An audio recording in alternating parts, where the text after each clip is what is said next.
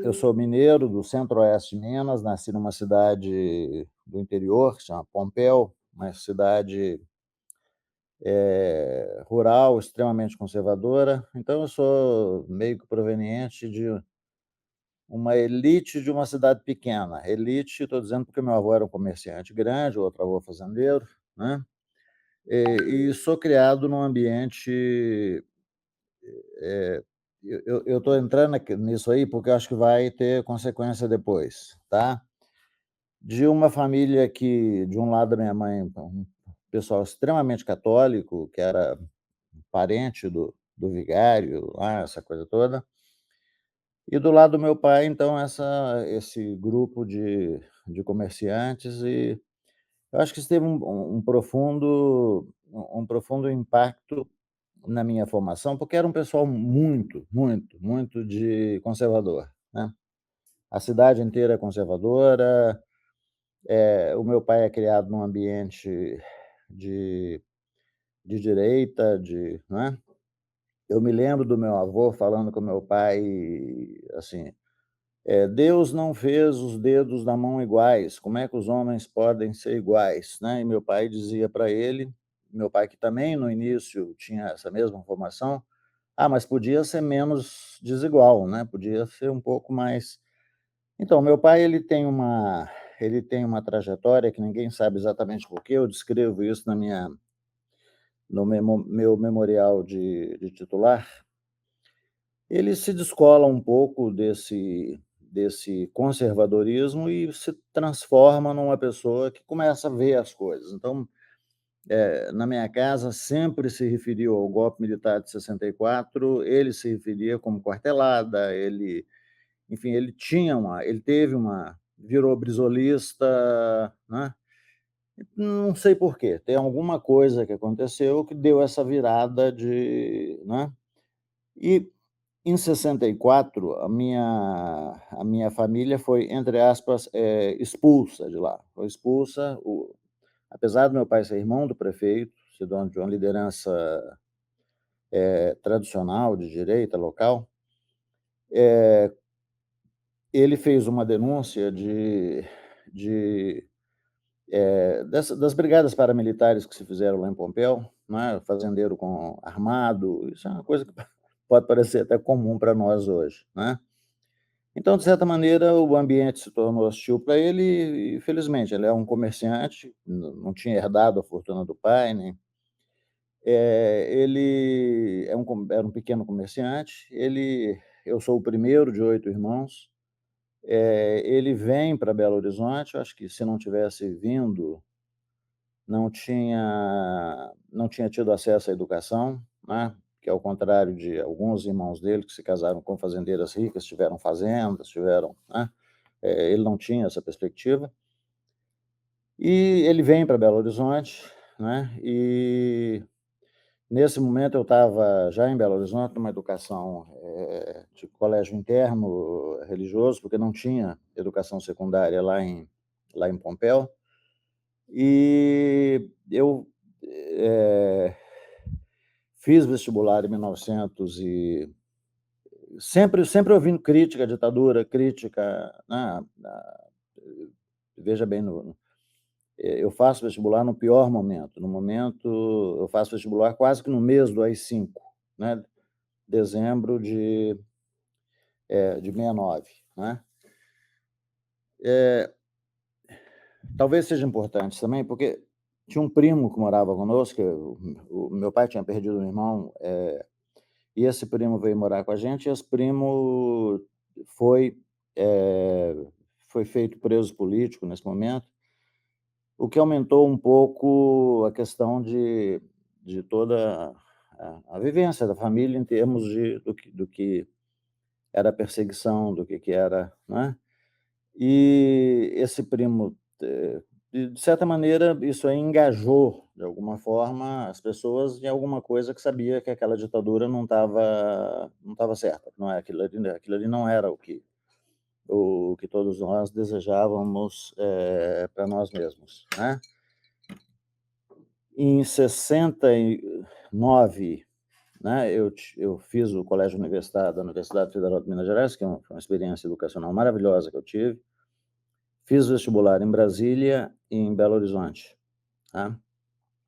Eu tinha ouvido uma palestra sobre o currículo aqui de Brasília, que era um currículo baseado na, enfim, Darcy Ribeiro tinha sido o primeiro reitor, e era um currículo bem interessante, que depois eu conheci o Luiz Carlos Lobo, que era o diretor da faculdade, trabalha comigo até hoje.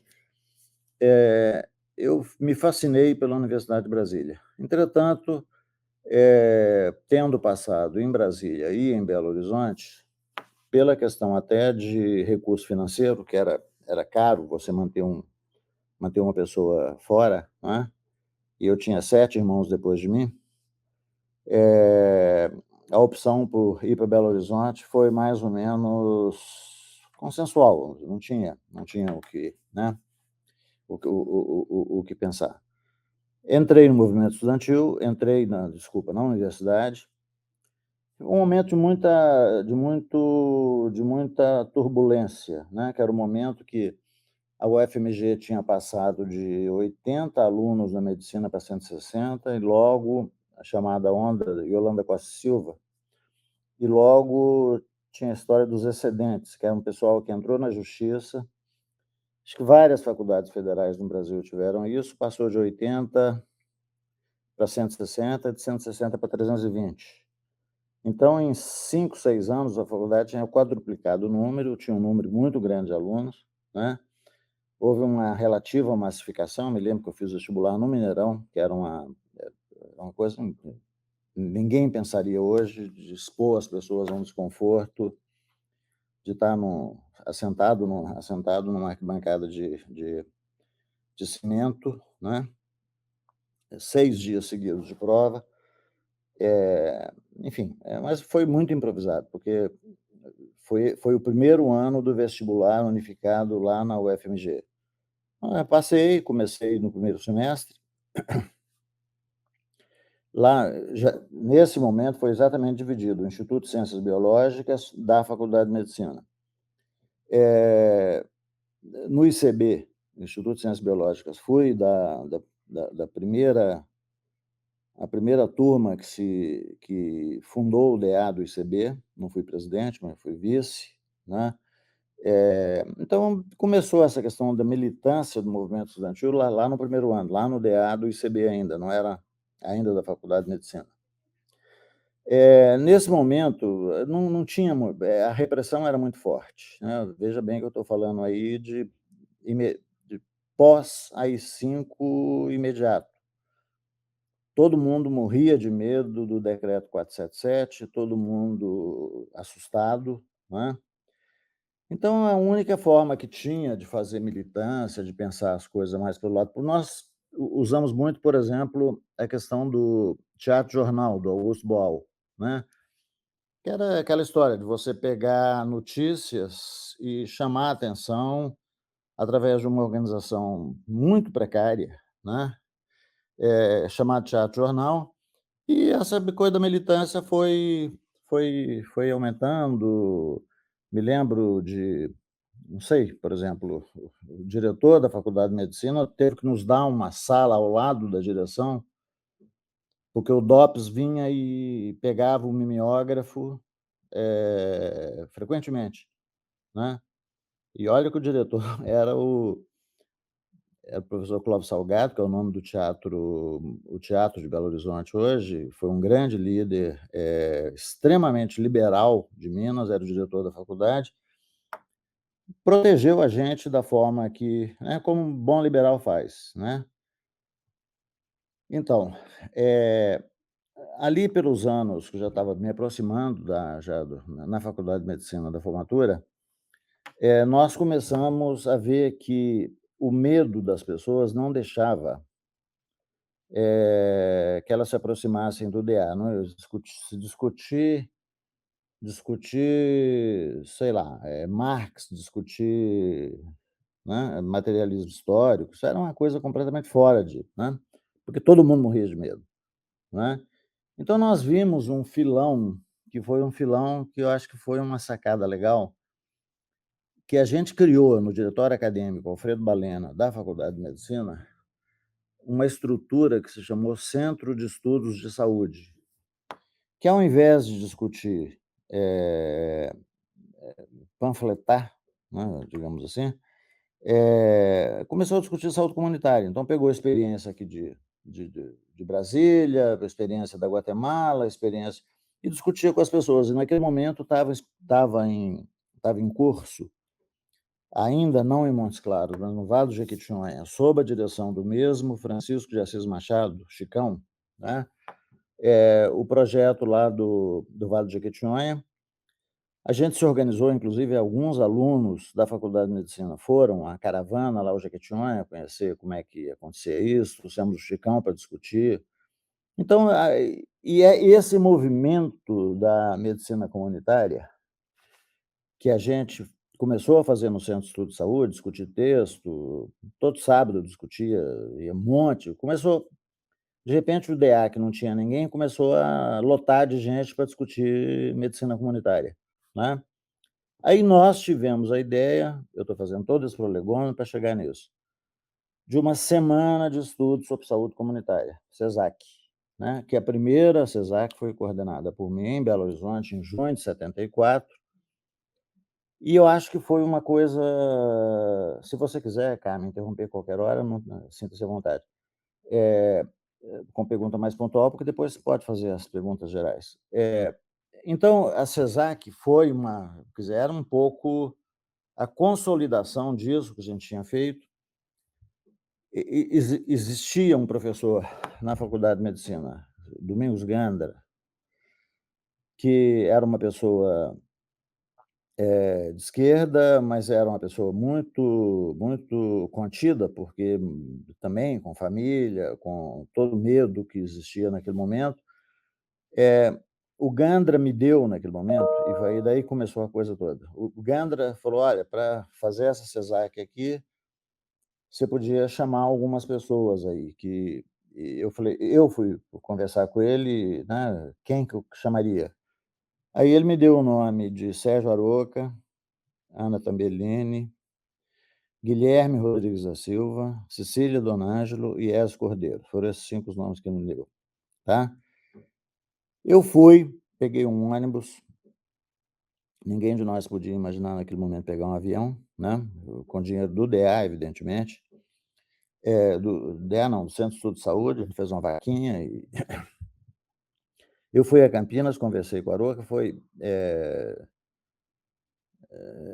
complicado, porque naquele momento a desconfiança de que você imagina um menino de 23 anos chegando para conversar com você sobre saúde comunitária.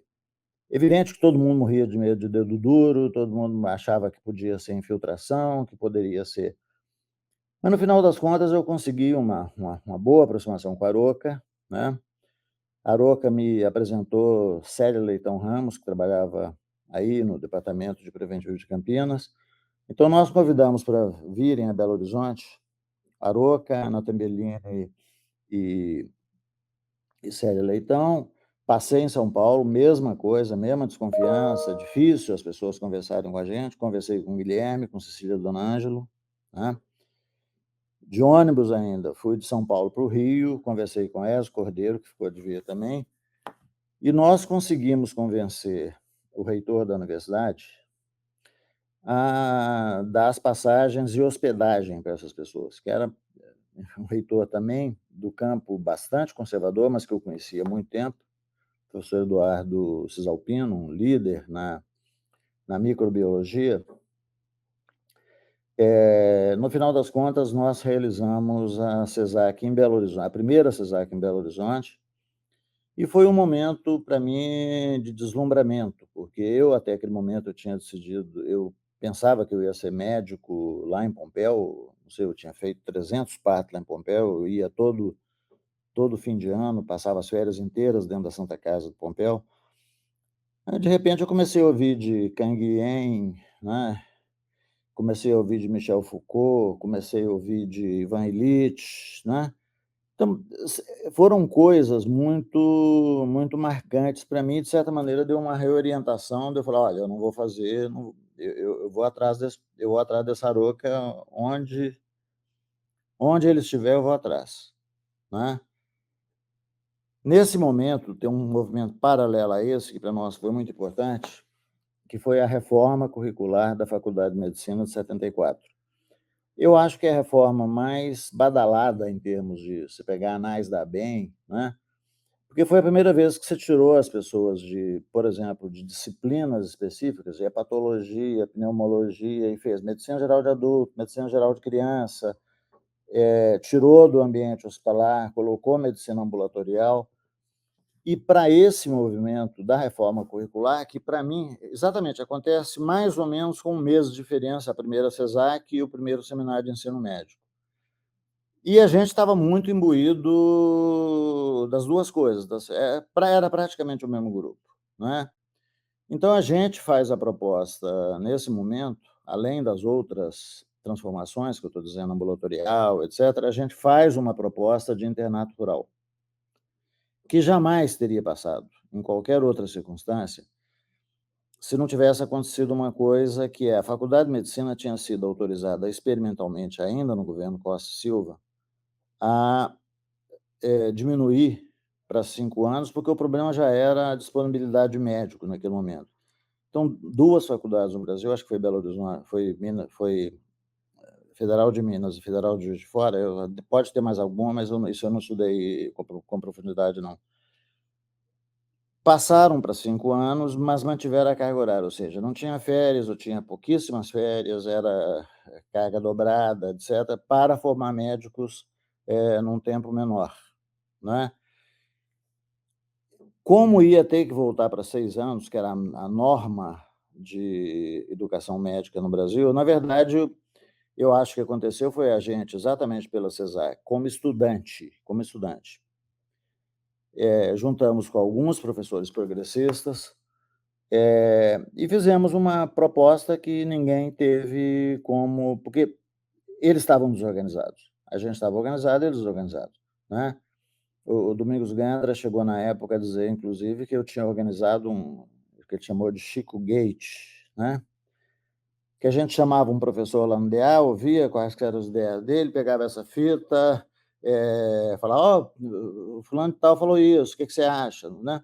O fato é que, quando chegou lá na votação da reforma curricular, a gente tinha uma proposta, e essa proposta incluía o internato rural, que, como o currículo era 5 anos, você estava modificando a partir daquele momento, só seria implantado a partir de 79, ou seja, 75 se implantou o terceiro ano médico do novo currículo, 76 o quarto, 70 enfim, é só fazer a conta que você vai ver que lá em 79, no final das contas, ia ter o primeiro internato, depois da faculdade ter ficado mais de uma década sem internato, exatamente com 5 anos. Bom, então, nesse momento, eu estava acabando nós tivemos ainda eu teria ainda a acrescentar a você que nós tivemos um discurso de formatura extremamente controverso, que foi preso pela polícia, que foi uma confusão enorme de enquadra no 477 ou não, se, não é? A gente não foi ninguém na frente falar, mas a gente fez e já sabia um pouco disso, que, fizemos um texto que foi aprovado pela turma e que foi falado lá na frente por um locutor, profissional. Na verdade, eu te confesso que eu escrevi uns 90% desse texto, eu tinha contribuído com a inscrição. Como era a proposta de uma implantação de internato rural, para um currículo de 6 anos, só foi para a turma nova, a turma que estava entrando na medicina a partir de 1975. Caso contrário, judicializaria, ou seja, o internato rural só seria implantado em 79, e eu, coincidentemente, depois eu voltei para coordenar o internato rural, porque eu havia proposto na comissão lá da reforma curricular. E o então diretor da Faculdade de Medicina, que você certamente conheceu, o professor Filadelfo, falou: "Você, Filadelfo, propôs o seguinte: olha, você propôs essa proposta de internato rural, então ninguém sabe como é que faz isso, venha você venha você, fazer. Foi quando eu saí do Rio e voltei para lá, mas isso é algum tempo depois, né. Então eu vou te contar, na verdade eu me inscrevi então, né, nesse momento, né, eu havia conhecido, como eu disse já nessa viagem anterior, né, a UERJ, a USP e a a a Unicamp, né. As conversas com todas as pessoas, com o Guilherme, com Cecília, com Ezio, foram extremamente proveitosas na primeira CESAC. Eu me entusiasmei com os 3. Eu cheguei a me inscrever para fazer residência nessas 3 residências. Acon a minha primeira opção era Campinas, porque lá estava o Aroca, né. Eu Mas tinha uma concorrência grande, não era uma coisa muito fácil, então eu acabei me inscrevendo nas outras. As outras teve alguns problemas do tipo, assim, meus colegas da UERJ, um pouco que se amotinaram, que eles queriam a residência para eles, que era o pessoal que estava lá no Instituto de Medicina Social, que chama Ezio Cordeiro hoje, há algum tempo.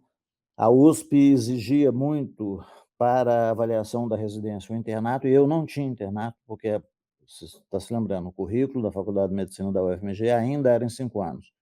Eu me formei com 5 anos, né.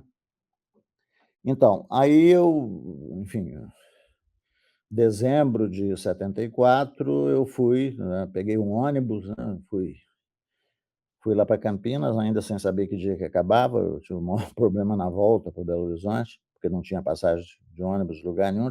Pela primeira vez na vida peguei um ônibus que ia de, Campinas, Borda da Mata, Ouro Fino, Pouso Alegre, em Pouso Alegre, enfim, tentar um para Belo Horizonte. Mas eu fui para Campinas, fazer a prova. Eh, eu cheguei a te contar em Goiânia, né, a surpresa que eu tive, porque eu acho que o Aroca, pela conversa que nós tínhamos tido em Belo Horizonte, queria que eu ficasse na residência, né. Então, na prova teórica eu acho que eu tinha ido bem, teve uma prova prática, que foi lá no Centro de Saúde Paulínia. Eu me surpreendi, que eu esperava que Miguel Inácio Tobar Acosta, que era o chefe do departamento, fosse me examinar clinicamente, que era um pneumologista renomado, uma pessoa que tinha. Mas apareceu o Caniço que depois se tornou grande amigo meu, né. O Caniço também estava fazendo os exames, né. E eu achei uma figura quer dizer, era estranha para aquele momento, porque era uma pessoa que não estava com aquela bata tradicional, né, estava vestido, muito mais informalmente do que as outras pessoas estavam lá. Enfim, mas no final das contas, saiu o resultado, no qual, estivemos aprovados no início a Beth Moreira dos Santos. Eu acho que a primeira falha que eu estou tendo de memória, quem era a outra pessoa, o Heleno acabou sendo, que vinha de Brasília também, o pessoal de Brasília tinha participado da CESAC, junto Gastão, Heleno, a própria Beth. Heleno foi selecionado também, mas a Ana, a esposa dele, que até hoje está na pediatria a gente vê sempre na televisão, né, eh, Heleno acabou indo, porque a esposa foi para a Unifesp, e ele acabou indo para a Unifesp e abriu uma vaga adicional, que entrou o Eduardo Frize, que está na Fiocruz em Pernambuco até hoje, né. Então nós chegamos em Campinas, foi em janeiro de 70, eu me lembro que 6 de janeiro, uma coisa desse tipo. Então, a rotina da residência era mais ou menos, de manhã a gente ia lá para o Centro de Saúde de Paulínia, tinha um transporte que pegava a gente lá no Doutor Quirino, levava para lá, e à tarde a gente fazia estudos teóricos, né. Eu acho que o departamento já estava tensionado nesse momento, já estava tensionado, até porque você tinha, de certa maneira, dentro do departamento, a gente chegava a considerar que existiam 3 grupos, que era o grupo do Aroca, né, Aroca, Nathan Bellini, Célia Leitão, Célia Almeida, Simão, Aléu, Joaquim Alberto Cardoso de Melo, pode ter mais alguém que eu tô me esquecendo nesse momento.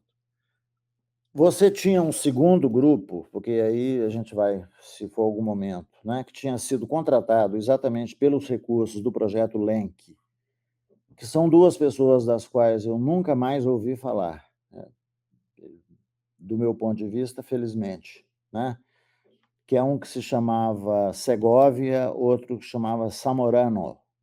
Um era chileno, o outro eu não sei exatamente, mas eram 2 pessoas que tinham ali uma que alguém, quer dizer, alguém, eu não sei, nunca convivi fortemente com essas pessoas, mas entre nós se considerava, tem então um grupo à esquerda, um grupo à direita, que era esse, e você tinha um grupo ali que fazia meio que convivia com os dois, que do tipo Ana Kaneski, que foi um grande amigo que eu tive, Everardo, depois aparece o Reginaldo Zácara Campos, que eu também não identifico muito, assim, já fazem 50 anos que isso aconteceu.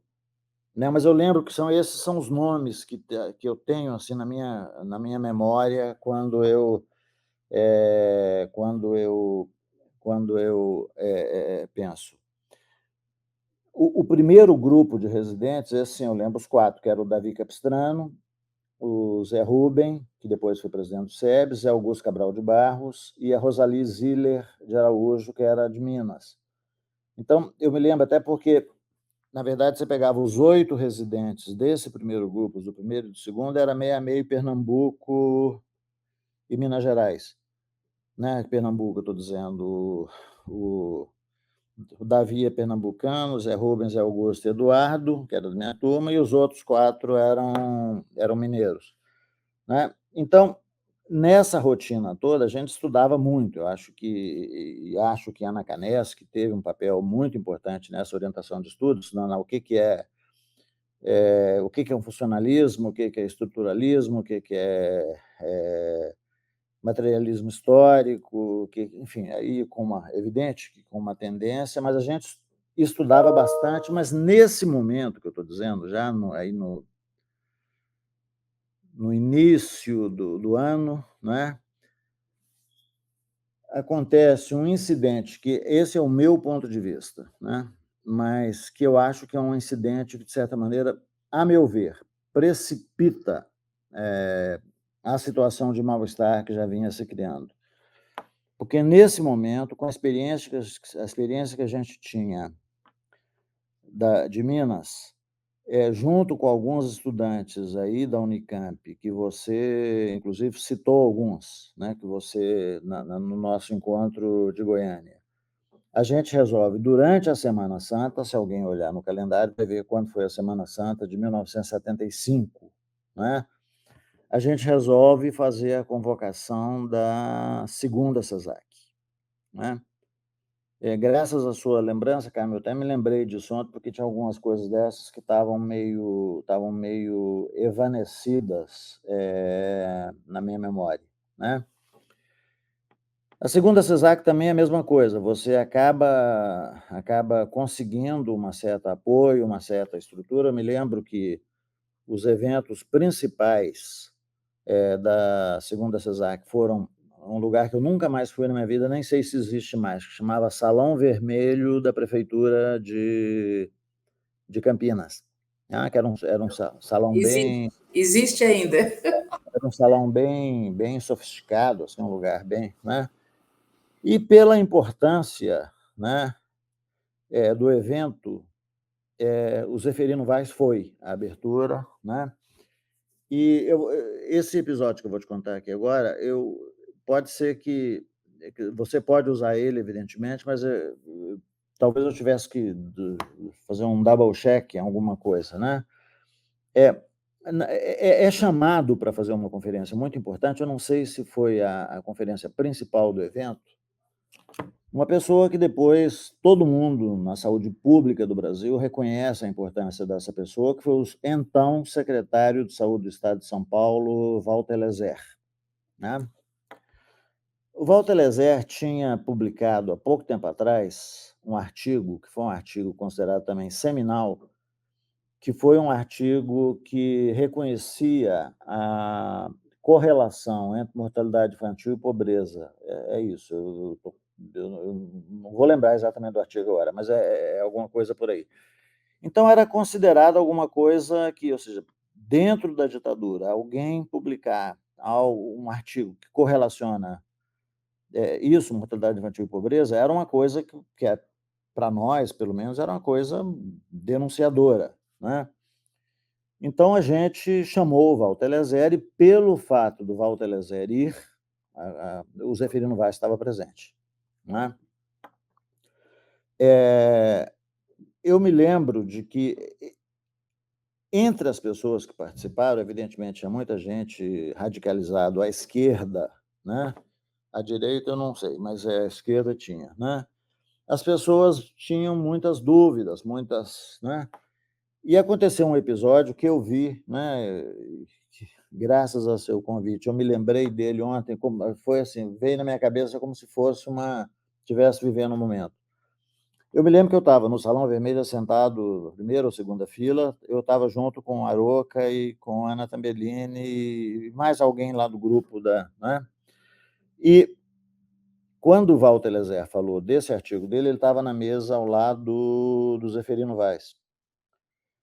E no momento em que ele mencionou essa história da importância da deixa eu só fazer um parênteses, quer dizer, o parênteses é o seguinte, o Walter Eliezer era conhecido das pessoas porque eu acho que alguém de vocês que leu a história dele, quer dizer, o Walter Eliezer é um dos fundadores, ele uma das pessoas do Brasil que avança do conceito de higiene para o departamento para o conceito de medicina preventiva, que foi o conceito que o Aroca trabalhou depois, né. Eh, o movimento da medicina preventiva na América Latina foi difundido através de 2 reuniões que todo mundo, quer dizer, 3 reuniões, né, Colorado Springs nos Estados Unidos, a Tehuacán no México e Viña del Mar, no Chile, né. A delegação brasileira em Viña del Mar, um dos componentes da delegação era o Walter Eliezer, que foi a pessoa que fundou quer dizer, que evoluiu da higiene para a medicina preventiva, na Paulista, Escola Paulista de Medicina, hoje Unifesp, e era uma pessoa que tinha essa importância, ou seja, ele tinha uma raiz, ele tinha um DNA sanitarista, ele é uma pessoa que correlacionava a pobreza com ele tinha essa formação. E Aroca conhecia Walter Eliezer nesse momento e a gente achava uma grande vitória ele, Walter Eliezer, ter publicado esse artigo, né. Entretanto, ele era secretário, eu não me lembro exatamente, mas acho que era o Paulo Egídio Martins, que era o governador de São Paulo nesse momento, né. Então, quando ele acaba de fazer a apresentação, isso eu estou te contando em primeira mão aqui da a minha impressão. Um dos colegas, eu me lembro bem da pessoa, radicalizado lá de Minas Gerais, levanta, coloca o dedo em riste e fala assim: "O senhor fala dessas coisas bonitas com a gente, mas o senhor é um servo da ditadura. O senhor tem na sua mão sangue do povo brasileiro". E começa a fazer um discurso absolutamente inflamado que para aquela plateia não era o que nós esperávamos, porque a gente estava querendo reconhecer que o Lazzert, apesar de ser secretário de Paulo Egídio, ele tinha feito um estudo, tinha feito algum tipo de avanço. Mas aí a plateia ensandecida começa a aplaudir essa pessoa que dizia que o Walter Eliezer estava com a mão suja de sangue por ser secretário do Paulo Egídio, né. Eu me lembro, eu lembrei ontem, e estou agradecendo de novo, o o o o o olhar de faísca que o Zeferino Vaz, que estava na mesa, deu ao Sérgio Aroca, que estava do meu lado, tá, te dizendo assim: "Vocês é que aprontaram isso". Entendeu? Vocês é que estão desacatando nesse momento o secretário que eu estou chamando para vir aqui. Então, a partir desse momento, não é apenas esse o episódio, mas para mim esse é um episódio, é uma gota d'água numa situação que já estava complicada, né. Então o que o Zeferino Vaz determina a partir daquele momento era uma diminuição radical dessas atividades de discussão mais conceitual, mais, né, que aconteciam lá no departamento, lá na Doutor Quirino, e todo mundo voltar para Paulínia, né, inclusive o Sérgio Aroca. Eu te contei o episódio de eu testemunhar o Sérgio Aroca na casa dele, procurando um estetoscópio que ele se lembrava que ele tinha em algum lugar, que foi um dos episódios mais engraçados que eu já vi, porque você imaginar o Sérgio Aroca achar um estetoscópio num Fusquinha, né, e o estetoscópio todo com a borracha já deteriorando, para mim um dos episódios que paga a pena ter visto, né. Então, o que acontece a partir desse momento é que o ambiente se torna completamente, anaeróbico para nós, que era o grupo do Aroca. O pessoal ainda tinha que ficar um pouco, porque a Unicamp fez, naquele momento, uma exceção para as pessoas que fossem, eu não sei como é que é a carreira de vocês, não é MSc, não sei o que, as pessoas que já tivessem uma determinada senioridade, que essas pessoas pudessem fazer a defesa de doutorado direto. Então, nem a Ana Tambellini, nem o Sérgio Aroca podiam, nem o Joaquim, podiam perder essa oportunidade de fazer essa defesa de tese, caso contrário, teriam que se matricular no doutorado, fazer os créditos, essa coisa toda. Então, de alguma forma, eles se mantiveram como professores do departamento, né? Mas como esse ambiente já estava bastante difícil, né, para a gente, né, começamos a pensar em alternativas, né. Esse é o momento em que, depois do massacre, já volto já para outra história. Depois do massacre de Manguinhos, pela primeira vez a Fiocruz e a Escola Nacional de Saúde Pública iriam abrir um curso de saúde pública, que chamava Curso Básico de Saúde Pública, né. Básico porque era só de 6 meses. Então, o que aconteceu nesse momento foi que tanto a Aroca quanto Ana Tambellini foram ao Rio, conversaram com Eduardo Costa, que era Eduardo Costa, acho que vocês conhecem, um antigo professor de epidemiologia, chegou a ser secretário aqui do Ministério da Saúde, gaúcho, brisolista, né? Arlindo Fábio, que muitos de vocês conhecem também. Chegaram a negociar com essas pessoas que os 4 residentes, os R1 de Campinas, pudessem se matricular nesse curso. E fizeram uma negociação com o diretor da faculdade, eu acho que era o Zé Lopes de Faria, que pudessem fazer o curso básico de saúde pública como sendo parte de estágio da residência, ou seja, mantinha-se a condição de residência, pagamento de bolsa, tudo isso, durante esse período, e nós 4 fomos para o Rio. Por que nós 4? Porque exatamente devido à manobra ou devido à ação do Walter Lezer, você tinha aberto a carreira de sanitarista em São Paulo. Então, naquele momento, eu sei que pessoas como Davi Capistrano, Zé Rubem, Zé Augusto foram para a carreira de sanitarista. A colega deles, a mineira, a Rosali, não, chegou aí, foi com a gente para o Rio, porque ela não tinha perspectiva de se domiciliar em São Paulo. Então, ela foi para o Rio. Então, na verdade, nós fomos 5. O que aconteceu? Já tinha muito tempo que você não tinha curso de saúde pública na Escola Nacional de Saúde Pública. Você tinha, sim, curso na Faculdade de Saúde Pública de São Paulo, mas não na escola. E, então, nesse momento, inclusive, foi até meio um transtorno, porque já existiam 70 alunos matriculados e nem cabia, né? Então, colocar 4 pessoas a mais, mas foi exatamente esse arranjo de Aroca, Ana, com Eduardo e Arlinda que fizeram que a gente fosse meio que acochambradamente colocado nesse grupo lá da Escola Nacional de Saúde Pública. Eu nunca fui, assim, militante inscrito em partido. Entretanto, tinha uma certa proximidade. E Davi Capistrano é uma pessoa que eu estava falando, eu era o cônego, ele era o cardeal, né, acho que todo mundo isso aí não tem muita dúvida. E o Davi tinha negociado,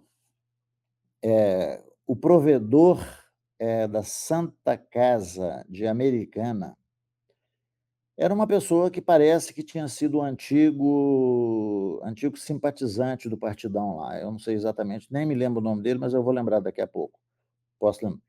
E o Davi tinha negociado de dar um plantão lá em Americana toda segunda-feira à noite, tá. Isso era mais ou menos equivalente ao salário de residente da gente, era um pagamento bom, tá. E como o Davi conseguiu, esse plantão na segunda-feira, ele conseguiu para mim na terça. Eu estou te falando isso porque eu pensei que eu ia voltar para Campinas, porque a gente achava assim: "Não, a gente vai para o Rio, a situação desanuvia e a gente volta ano que vem para o R2", né. Eu estou te dizendo que eu mantive, porque eu vinha de ônibus. Eu pegava um ônibus no Rio na sexta-feira. Conseguimos trocar os plantões, tá, o Davi já foi para São Paulo, já saiu. Mas eu mantive esse plantão lá de Americana, que depois ficou sendo em Santa Bárbara do Oeste. Eu vinha e dava o plantão todo de sábado para domingo eu dava o plantão. Quer dizer, ninguém dá plantão de longe, claro que tinha uma remuneraçãozinha aí, mas ninguém dá plantão de longe pensando que não vai voltar. A gente pensava que ia voltar, todo mundo pensava que ia voltar. A partir do segundo semestre, se via, e nós víamos, porque nós tínhamos muito contato com os colegas que haviam permanecido em Campinas e que continuavam a ser nossos amigos, do tipo da Ana Caneschi, Everardo, né? A gente via que a situação não tinha melhorado, pelo contrário, que a situação estava se tensionando, né? Então, a partir daí, a gente começou a fazer outra perspectiva, estou dizendo, do nosso ponto de vista, dessas 3 pessoas. Rosali tomou outro rumo também, que ela já estava terminando o R2. Os 3 que éramos R1, que estávamos no Rio, a gente começou a negociar naquele momento, inclusive com a UERJ, né, de onde eu tenho a minha certificação de R2, né. Então, o que nós fizemos foi passar da Unicamp para a UERJ, porque a gente começou a perceber ali para outubro, novembro, que a situação não ia melhorar, né. Eu acho que ela só melhora, veja bem, eu estou falando de 75, ela só começa a ter um alívio quando o Nelson assume o Centro Paulini lá em 78, acho que foi, né, e você começa a ter uma certa um certo desanúvio, da situação que se tinha criado naquele momento, né. Então, quer dizer, mais ou menos em termos de reflexão minha sobre esse período da é isso, né. Talvez uma coisa importante que você colocou aqui no seu roteiro é o Lenk, né, que na verdade muitos de nós da medicina preventiva, da esquerda, centro-esquerda em geral, usamos muito naquele momento um apoio da Fundação Kellogg, né, e era uma coisa considerada meio paradoxal. Essa mesma pessoa que de dedo em riste, disse que o Lazer era parceiro da ditadura. Foi uma pessoa que, alguns anos depois, na UFMG, disse que eu estava pegando dinheiro das multinacionais, da Fundação Kellogg, porque tinha muito radicalismo, intransigência em relação a isso. Mas o fato é que o o diretor da Fundação Kellogg para a América Latina, o professor Maio Magalhães Chaves, grande amigo meu, depois de muito tempo, era uma pessoa que tinha uma visão bastante aberta e o Mário nunca fez nenhum tipo restrição ideológica quanto aos projetos que a Fundação Kellogg ia financiar, tanto que ele financiou bastante lá. Quer dizer, o internato rural da UFMG, que eu volto depois, eu posso só contar mais um capítulozinho sobre isso, não teria subsistido, não fosse o auxílio da Fundação Kellogg, porque dentro da universidade você não tinha, quer dizer, eu estou falando de cidades que estavam a 600 quilômetros de Belo Horizonte, você não tinha como transportar aluno para lá, né?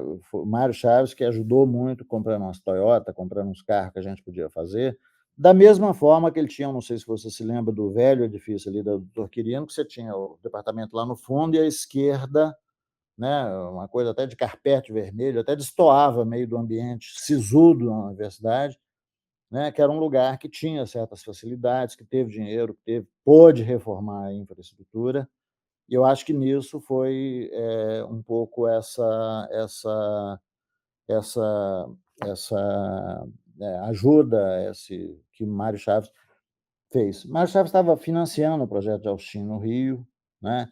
Ele fez o financiamento do LENC, então, de certa maneira, a Fundação Kellogg tem um pouco a digital nesses projetos de transformação que aconteceram em muitos dos departamentos de medicina preventiva. Na verdade, a Kellogg tem um envolvimento muito grande. Eu testemunhei lá na OPAS, em Washington, por exemplo, aquele prédio da OPAS lá na 25th Street, ele é um prédio que foi financiado no início pela Fundação Kellogg, entende? Então, a Kellogg tem junto com a Rockefeller, evidentemente, tem uma ação que muita gente contesta, muita gente questiona, né? Mas eles têm uma ação muito presente na América Latina naquele momento. Eu acho que o Juan César Garcia ele é o avô de todos nós, né? Ele é o precursor da medicina social na América Latina, porque quando eu me formei, Carmen, no ano que eu me formei, tinha muito essa história de que ou você vai fazer medicina social ou você vai saúde pública, ou você vai fazer saúde pública, com duas coisas antagônicas. Na minha turma de 160 pessoas, você tinha duas pessoas de esquerda, que era eu e o Delcio, que depois é departamento, não tem nenhuma inconfidência falar o nome dele, que foi professor lá do meu departamento, uma pessoa formada dentro da esquerda católica. O Delcio queria ser sanitarista. Ele queria ir queria ir para as campanhas, ele queria ir, né? Ele queria, a vontade genuína dele, e eu queria fazer medicina social. A gente se acusava em brincadeira de mata-mosquito, né? Eu falava assim: lá vai o mata-mosquito. E o outro falava assim: aí estão os epistemólogos alienados. Tá? E essa tensão que existiu num certo momento, eu acho que ela converge no Brasil.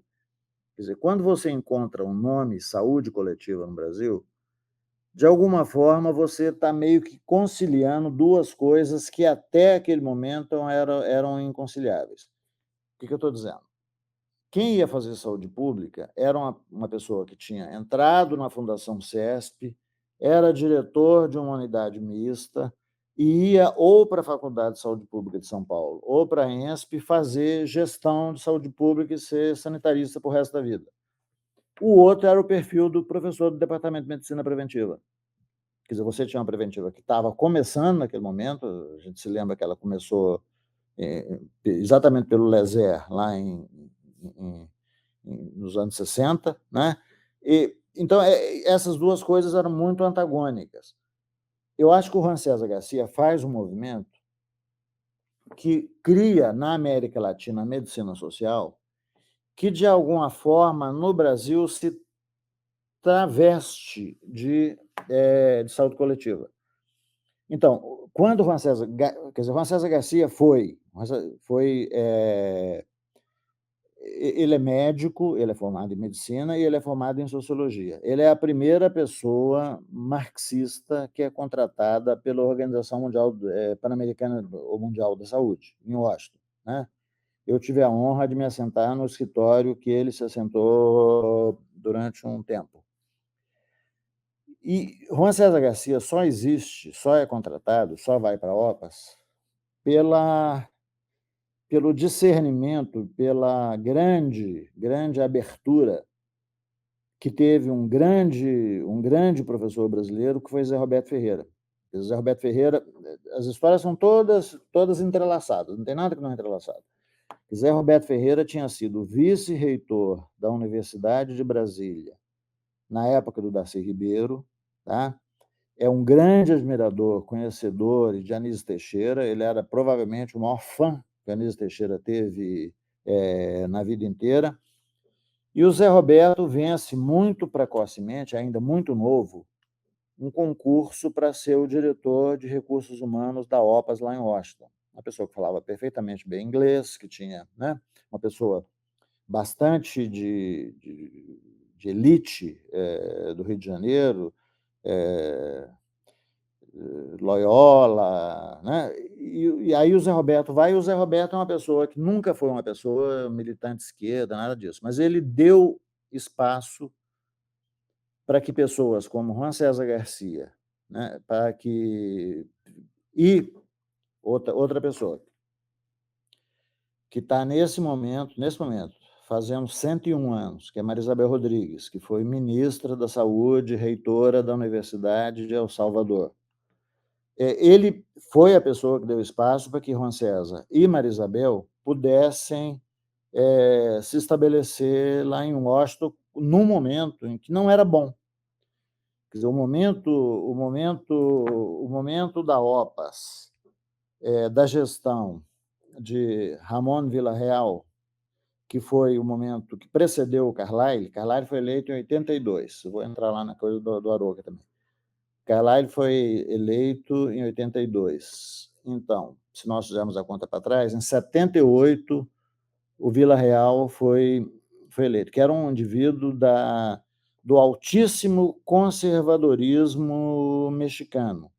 Quer dizer, ainda na gestão Ramon Villarreal, o Zé Roberto Ferreira admite Juan César Garcia lá dentro da UPS. E Juan César Garcia ele começa a promover uma ideia de seminários viajeros, de reuniões, né, entre as quais a reunião do livro-texto. É importante ressaltar isso. Quando você expande a educação médica especialmente na América Latina, você não tinha livros-textos locais. Então, a OPAS cria uma coisa que chama PALTEX, Programa de Apoio aos Livros-Textos. Tá? E é no contexto do PALTEX, eu não sei se você se lembra, cara, mas eu da minha geração, por exemplo, chegava lá na cooperativa lá de Belo Horizonte, uns livros em espanhol que custavam a metade do preço do que a versão em inglês custava.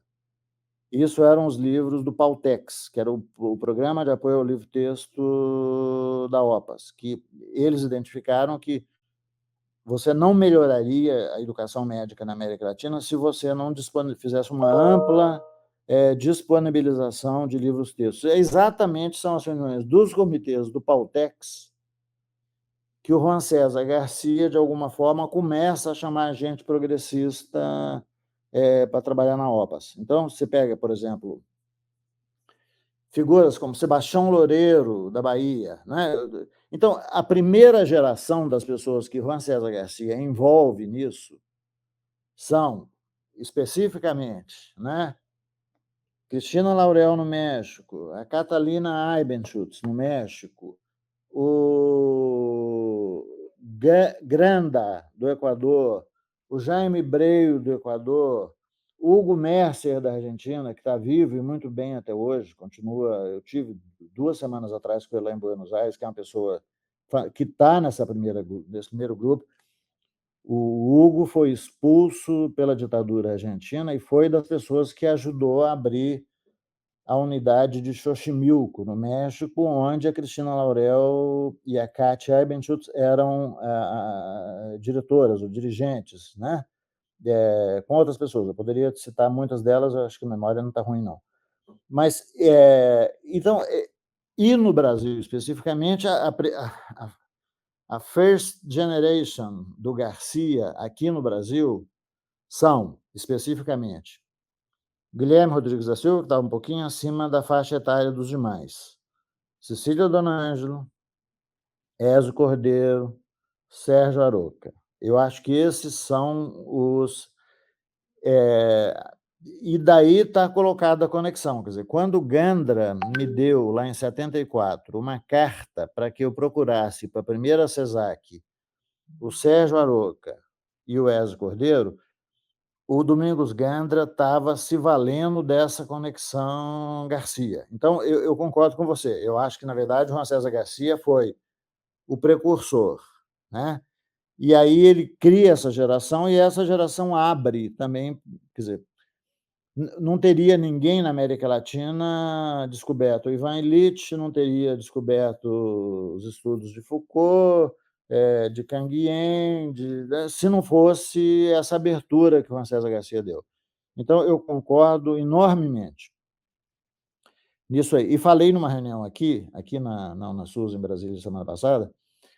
É estranho, né? Porque você pensa assim, o pai da medicina social, que é o que gera o Sistema Único de Saúde, de certa maneira, porque o pensamento de ter um sistema solidário e não competitivo no Brasil, ela surge a partir do pensamento do Aroca desse momento. Vide todos os escritos da Sara Escorel, né?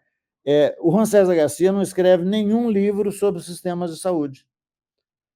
O livro, o best-seller, o blockbuster do Juan César Garcia chama La Educación Médica en América Latina. É o livro onde ele expõe o pensamento dele, né? Então, estranho, né? Nós estamos retomando recursos humanos. O Garcia nunca escreveu nada sobre o sistema local de saúde, nunca.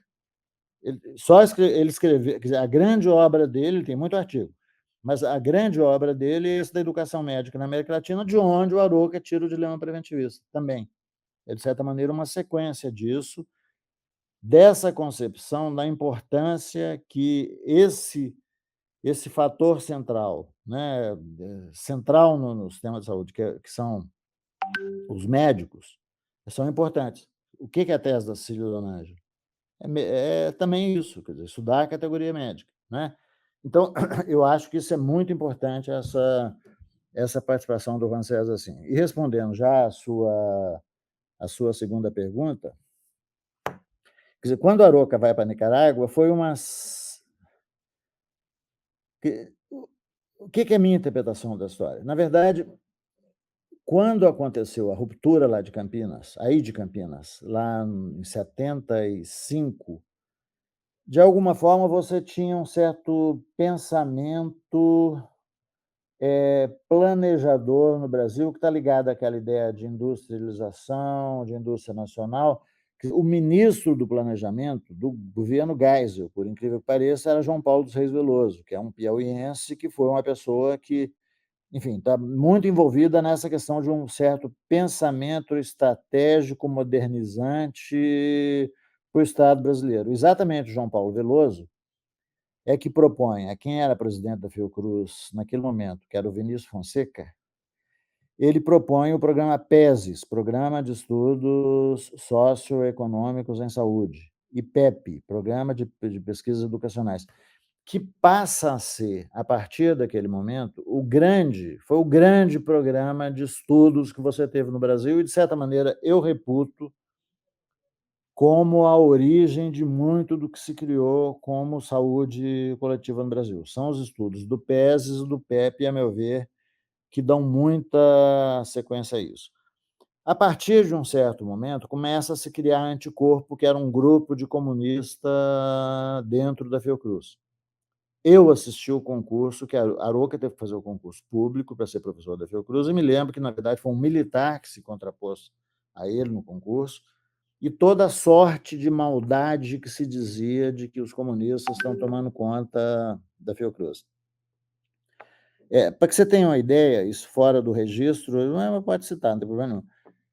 O diretor da Escola Nacional de Saúde Pública chegou a comunicar ao serviço SNI, Serviço Nacional de Informação, que havia um grupo de comunistas infiltrados. Eu não sei, eu não vi isso escrito, mas isso aí é uma coisa que corria muito, né? Havia um grupo de comunistas que havia vindo de Campinas e estava infiltrando na Escola Nacional de Saúde Pública. Então, você começa a criar, dentro da Fiocruz, veja bem, a Fiocruz tinha saído do massacre de Manguinhos, a Fiocruz estava muito machucada, muito ferida com esse negócio todo.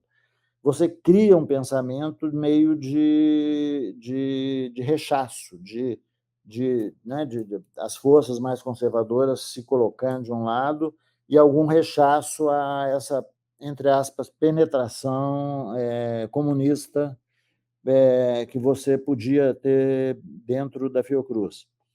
Eu acho que num momento desse, um momento de relativo desencanto, não é que o Aroca, aí, acho, eu não sei exatamente, 78, por aí, né, que ele resolve aceitar um convite da Organização Pan-Americana de Saúde, e veja bem, esse convite tem a ver com a César Garcia, porque, na verdade, quem era o representante da Organização Pan-Americana, eu lembrei disso agora, quem era o representante da Organização Pan-Americana de Saúde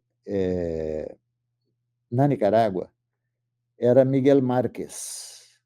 Miguel Márquez é um equatoriano de formação marxista, tá? Que, como representante da Nicarágua, me lembro do Miguel Márquez sentado como se fosse um defunto, porque ele teve uma dor ciática horrível, enfim, morreu como representante da OPS em Cuba. Então, Miguel Marques era isso, era aquele pessoal que a OPAS usa para dialogar com a esquerda. Miguel Marques foi, então, ele foi lá de Washington, né? Ele estava no grupo do Garcia, eu esqueci de falar isso. Quando eu falei da Maria Isabel Rodrigues, na verdade, o Zé Roberto Ferreira contrata 3 marxistas, né? Pode ser até mais, mas contrata o Juan César Garcia, contrata a Maria Isabel Rodrigues e contrata Miguel Marques.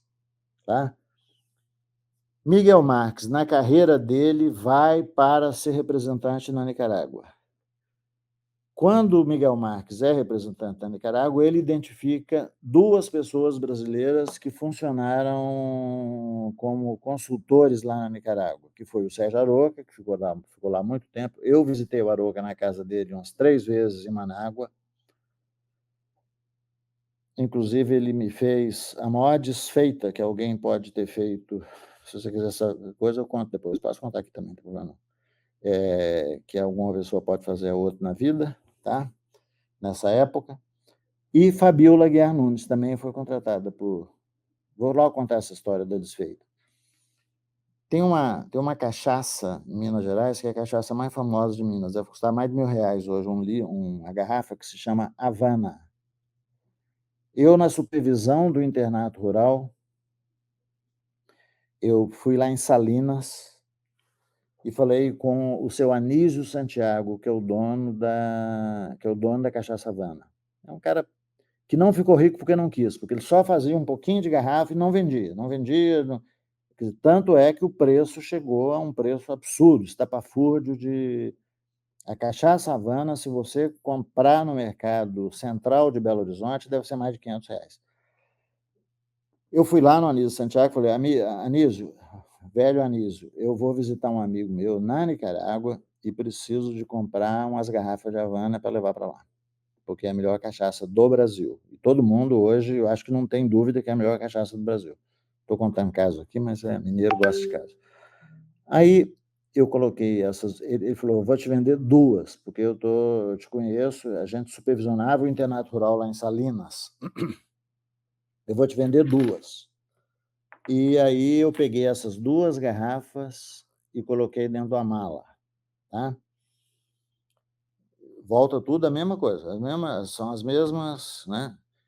Um seminário viarreiro que o Mário Chaves, da Fundação Kellogg, tinha me chamado junto com o grupo da Faculdade de Medicina, a gente, não por acaso, colocou a Nicarágua no meio do caminho, a Universidade de León. Era em León, a Faculdade de Medicina da Nicarágua. Evidente que eu iria também visitar o Sérgio Aroca. Foi a primeira vez.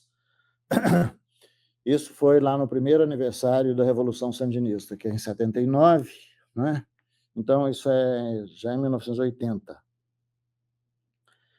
Então, aí, essas 2 garrafas, em algum momento, na Colômbia, as 2 garrafas batem uma na outra e quebra. Uma delas quebra. A minha roupa ficou com um cheiro absolutamente insuportável de cachaça. Eu tive que pegar a mala inteira e mandar lavar e fazer tudo isso. E quando eu chego na Nicarágua, eu falo: Aroca, eu trouxe para você um presente, porque eu sei que você está com muita saudade de Minas Gerais, muita saudade de Minas e do Brasil. Uma cachaça Havana, que é a melhor cachaça do Brasil. Ele falou: Chico, você não sabe quanta saudade eu tenho de uma caipirinha. E pegou essa cachaça Havana e fez uma caipirinha. Isso é considerado a maior desfeita que um mineiro pode receber, é ver uma cachaça Havana sendo misturada com água e açúcar e limão. Eu falei esses dias isso aqui numa conferência que eu fiz. É o seguinte: como é que a gente criou esse conceito de sistema universal e equitativo? Isso foi uma criação bem jabuticaba, bem brasileira, né? Mas a gente imagina o seguinte, por exemplo, eu falei com você que o discurso de formatura da minha turma foi preso pelo DOPS, é uma fita presa pelo DOPS, é uma coisa mais ridícula, mas aconteceu, né? E o discurso mais à esquerda que existia, que era aquele discurso contido ali, não previa SUS. Quer dizer, o que a gente falava de ter um INAMPS melhor, de ter umas filas menores, de ter as pessoas bem tratadas, mas ninguém pensava que nós temos que ter um sistema universal, único e equitativo. Veja bem, eu estou falando de 74, tá? Em 88, na Constituição, nós escrevemos o contrário disso. Nesses 13 anos, e eu acho que alguns anos específicos, germinou uma ideia que é diferente da ideia que existia.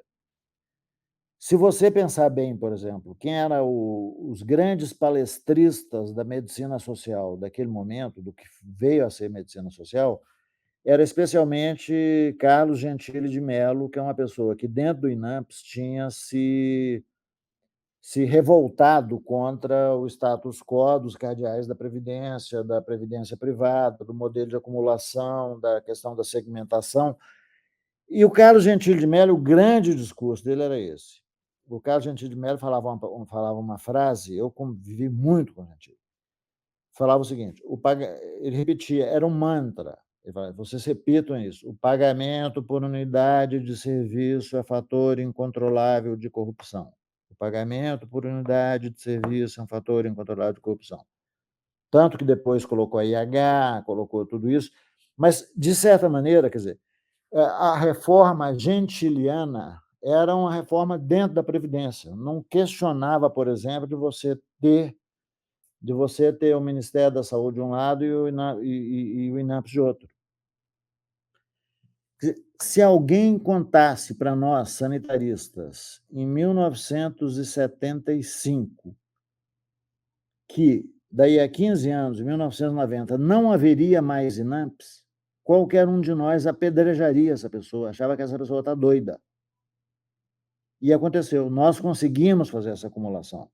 E o que foi isso? Eu acho que é exatamente essa militância que vem lá de Juan César, né, que passa pelo Aroca, que começa a pensar o seguinte, sociedade, com a formação marxista que ele tinha, sociedade pode ser diferente, pode ser solidária, nós não temos que olhar o sistema fragmentado, mas nós podemos pensar em alguma coisa tipo Sistema Nacional de Saúde inglês, NHS. Eu dizia o seguinte, se você... Sabe aquela história da Guerra nas Estrelas, que se lá eu sei que na ponte, no último dia, vai estar lutando com com sabre de luz, o Skywalker contra o Imperador. O Darth Vader ia se... Se você pensar, na verdade, eu pensei, o que é a ponte da medicina social onde vai ter essa luta? É Beveridge contra Bismarck. Quer dizer, o modelo de previdência de seguridade social bismarckiano alemão, no qual a pessoa que trabalha se protege, contra o modelo beveridiano de proteção social como uma missão da sociedade como um todo e não apenas de certas categorias. Isso não é trivial, não é trivial. Eu tive, há 2 meses atrás, a primeira conferência argentina aqui do lado, um país politizado de saúde pública, a primeira conferência argentina de saúde pública. Onde o problema da Argentina é isso. A Argentina, o sistema de saúde deles é organizado por obras sociais. Quer dizer, na verdade, a Argentina está parada nesse momento onde nós estávamos na época da minha formatura. Você tinha o IAPI, o IAPM, o IAPTEC, o IAPC, obras sociais, são isso. São previdências privadas de cada uma das categorias profissionais. Nós ousamos pensar diferente. Eu me lembro a comemoração que nós fizemos em Montes Claros, quando começou a questão das AIS, das Ações Integradas de Saúde, que a gente comemorou muito isso.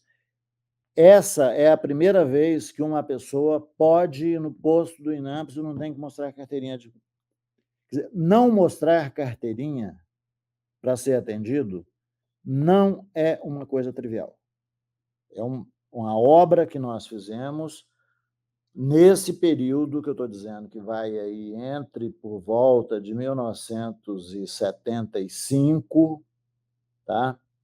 E 1985, quando aparece a Nova República. A ideia que um dos principais formuladores disso, um campineiro que se chama Eleutério Rodrigues Neto, traz é essa ideia. O Eleutério, talvez ele seja assim, o Aroca é o grande pai da ideia. O operativo disso é esse campineiro de grande significação e de relevância no Brasil. Quem pensou operativamente como é que você passava de um sistema fragmentado que ele tinha vivido, ele foi do INAMPS no Rio de Janeiro, ele foi secretário-geral do Ministério da Saúde, sob o governo de um ministro conservador, que era Carlos Santana. O Eleutério foi a pessoa que costurou o operativo para levar para a 8ª Conferência Nacional de Saúde. E depois foi a pessoa que alinhavou o que estaria escrito nos artigos 196 a 200 da Constituição. Tá? Então, a meu ver, teve essa grande construção. Como é que você pergunta? Aí você pergunta, para finalizar, você pergunta como é que é a minha carreira nisso. Na verdade, eu me dediquei a isso a vida inteira. Né? Comecei lá com a reforma da educação médica, seminário de ensino médico, que o Juan César Garcia, eu tive a oportunidade de conhecer o Juan César Garcia em 74, em Belo Horizonte. Para você ter uma ideia, o Juan César Garcia ficou tão entusiasmado com a minha fala, eu vou dizer isso com pouca humildade, que ele me chamou em 1975 para um seminário internacional em 74, acho que foi 74, 75. Eu já não sei se eu estava em Campinas. Para um seminário, 74 ainda, para um seminário, foi no segundo semestre de 74, para um seminário internacional desse dos livros-texto lá na OPAS em Washington. Tá? Eu não fui, sabe por quê? Porque você precisava, para sair do Brasil, de ter um visto de saída. Eu não sei se alguém se lembra disso, mas você não podia sair do Brasil se você não tivesse visto. E eu tive dificuldade de obter esse visto lá no DOPS, em Belo Horizonte. Eu tirei o passaporte. Meu passaporte é testemunha do dia que eu tirei o passaporte. E fui lá tentar conseguir o visto e não consegui o visto de saída. Não foi só isso. A reunião, no final, se desmobilizou também, mas eu dizer o seguinte, para mim é de grande significância Juan César Garcia ter me chamado a mim, pessoalmente, um jovem de 22 anos, para comparecer a uma reunião em Washington, onde discutiria um desses livros do Comitê de Livro-Texto da OPAS. Então, eu sempre tive uma ligação muito grande e admiração. Eu não conhecia o Zé Roberto Ferreira, de quem eu me tornei, talvez, o melhor amigo da vida. Eu acho que o Zé Roberto Ferreira e eu, a gente fez uma coisa que lá em Washington se chama carpool, que é você. Eu cheguei a Washington no mesmo dia. Zé Roberto Ferreira me levou para comprar uma casa. Eu comprei uma casa a um quarteirão da casa dele, e não era qualquer lugar de Washington, isso era a 35 quilômetros de Washington, e a gente, durante 7 anos que eu fiquei na OPAS, a gente dirigia todos os dias juntos para a OPAS. Zé Roberto dirigia, tinha um carro melhor do que o meu, porque ele era D1, sênior, né? Zé Roberto dirigia segunda, quarta e sexta, e eu dirigia terça e quinta, porque a gente morava praticamente junto em Washington. As nossas famílias, meus filhos consideram a filha caçula de Zé Roberto como se fosse irmã. Então, o que aconteceu? Na verdade, eu sempre tive essa ligação. Depois do internato rural, eu aceitei o convite de Eleutério Rodrigues Neto para vir para o Ministério da Saúde, para ser secretário de Recursos Humanos, né? Era um momento difícil, né? Você saindo da ditadura militar, entrando no governo Tancredo Neves. Fui secretário de Recursos Humanos aqui durante um tempo. Depois, na 8ª conferência, houve a substituição de ministro. Carlos Santana saiu do Ministério da Saúde, entrou Roberto Santos. A minha amiga Tânia Celeste foi ser a secretária de Recursos Humanos. Eu voltei para o FMG até o momento em que eu fui convidado para ir para a OPAS. Por que eu fui para a OPAS? Eu fui para a OPAS por pintava naquele momento. Eu tenho uma foto que eu acho que é muito significativa, que é da convenção do Partidão, em Belo Horizonte, no ginásio da Gamileira, acho que é 1979, onde Roberto Freire é declarado candidato a presidente da República e Sérgio Aroca como vice. Nessa foto está o Sérgio Aroca sentado numa cadeira com meus 2 filhos, cada um dos meus filhos com uma colher desse tamanho de doce de leite, deve ter sujado o Aroca todo, na minha casa, vestindo uma camisa vermelha. E essa foto está lá na minha casa até hoje, porque ele estava na glória de ser candidato a vice-presidente da República na chapa Roberto Freire. Nós sabíamos que não ia ganhar e que Collor viria aí, né? Eu te confesso que eu aceitei o convite de ir para a OPAS em Washington, porque já se antevia, naquele momento, a vitória de Collor, né? Sabia que era por um tempo limitado, me coloquei isso, fiquei na OPAS durante 7 anos, né? Enquanto o grande brasileiro, que foi Carlyle Guerra de Macedo, foi diretor, nunca foi um indivíduo de esquerda, nunca foi, mas, pelo contrário, deixava as pessoas pensarem. O Carlyle foi isso, deixou a gente pensar, né? No momento seguinte, entra como diretor da OPAS Jorge Allen, que é um Sir George de Barbados, no Caribe. E o Allen me sinalizou para mim claramente que eu não ia ficar lá, que a missão da OPAS não é pensar recursos humanos, que era meu campo, da maneira que eu estava pensando, mas que era exclusivamente responder às demandas dos ministros da saúde, porque, Dr. Campos, quem me elege são os ministros da saúde, e os ministros da saúde têm demandas de capacitações pontuais. E o senhor fica aí conversando com o sindicato, conversando com a universidade. Universidade não vem aqui, não me elege. Quem me elege aqui é ministro da Saúde. Você vai responder exclusivamente ao que o ministro da Saúde pedir para você. Nesse momento, eu resolvi fazer uma coisa que poucas pessoas fizeram na vida, que é pedir demissão de um cargo onde você recebe 10 vezes mais do que aqui no Brasil, vivendo em Washington, que é uma cidade muito agradável, muito confortável de se viver. Vim aqui, Carmen, e logo a gente se encontrou aqui no Ministério, né? Eu acho que, de alguma forma, a Saúde da Família que fez, sabia que eu era um militante forte dessa área, logo me chamaram para lá, me propuseram uma coisa que eu acho que eu me convenci, que saúde da família era diferente de medicina de família, que era o que a gente combatia. A gente combatia fortemente o conceito de medicina de família de corte norte-americano, onde a preponderância da categoria médica é feito para diminuir custo. a gente viu que não era isso. E aí fiquei aí nessa coisa até o momento em que, no Nescom, né, lá na fa voltei para a faculdade de medicina, a gente criou o espaço Nescom, que pesquisou muito, que fez muita coisa, e acho que, de certa maneira, eu me sinto, assim, meio de dever cumprido em termos de ter aquele sonho lá de estudante, 23 anos, 20, né, de ter se realizado. Eu me pergunto algumas coisas, tipo assim, por exemplo, eu tenho dúvida e posso te fazer uma pergunta hoje, que é o seguinte: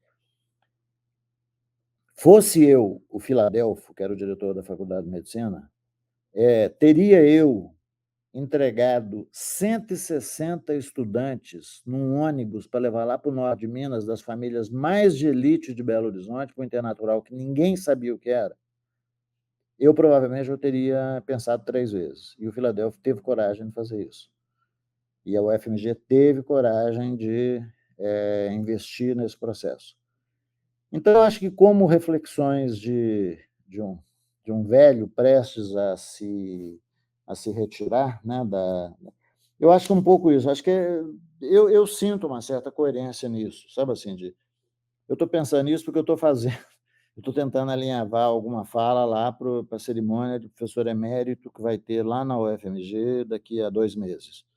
Né, um pouco alinhavar isso, o que que é que mantém uma certa coerência com uma visão que no final é isso, eu quero saúde mais inclusiva, eu quero saúde para todo mundo, eu quero que sejam condições iguais, eu não quero que, né. Então eu acho que, como fechamento, eu te diria isso, eu te diria que eu tive, acho que muitas oportunidades boas na vida, sabe, assim, de eu sempre trabalhei com prazer, eu acho que isso eu nunca me senti assim, quando eu lá com o velho Zé Roberto Ferreira, né, eu saía, o inverno em Washington é muito rigoroso, então quando você sai de casa, e ele era uma pessoa que era absolutamente pontual, né, quando você saía de casa às 6 horas da manhã era de noite, quando você chegava era de noite. Você podia pegar muita preguiça, é muito ruim, tem neve no caminho, tem lama, tem, né. Eu nunca trabalhei com desprazer na vida.